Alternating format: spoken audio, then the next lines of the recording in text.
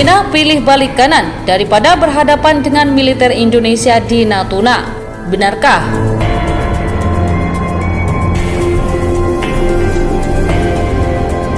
Halo Sobat Pena, jangan lupa klik tombol subscribe dan nyalakan tombol lonceng agar tidak ketinggalan video-video terbaru dari Pena Militer.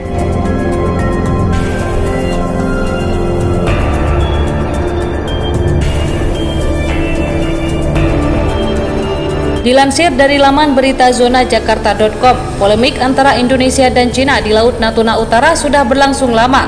Timbulnya polemik antara Indonesia dan Cina di Laut Natuna Utara tentunya bukan tanpa alasan.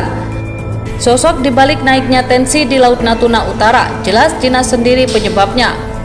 Cina sudah sejak lama mengklaim bahwa Laut Natuna Utara menjadi bagian dari kedaulatan Beijing. Klaim Cina di Laut Natuna Utara ternyata ikut menyasar se-Indonesia. Se-Indonesia di Laut Natuna Utara ikut kena serobot klaim sepihak Cina. Dalam peta yang diakui secara sepihak oleh pemerintah Cina, Beijing memasukkan hampir sebagian ZEE Indonesia di Laut Natuna Utara ke dalam kedaulatan Tiongkok.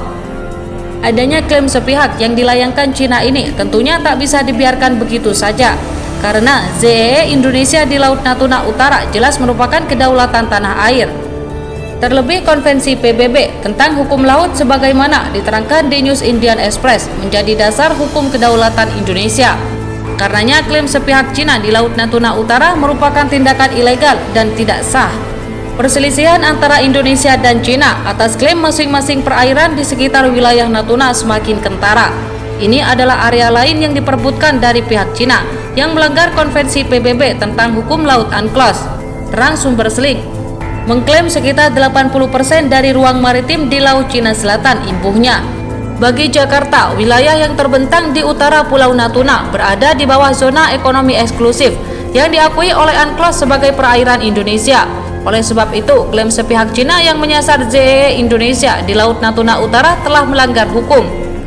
Dengan adanya UNCLOS membuat Indonesia boleh melakukan eksplorasi migas dan sebagainya di lokasi tersebut, tempat negara dapat melakukan eksplorasi sumber daya imbuhnya.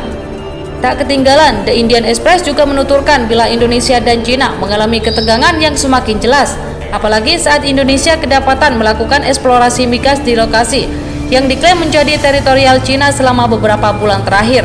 Ketegangan antara Indonesia dan Cina di perairan teritorial wilayah ini jelas, karena Jakarta telah bekerja sama dengan perusahaan internasional untuk mengeksplorasi ZEE-nya. Untuk sumber daya, tulis Indian Express.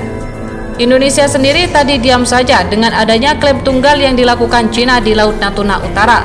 Pihak Indonesia telah meminta klarifikasi Cina soal klaim Beijing di Laut Natuna Utara yang memakan ZEE Indonesia.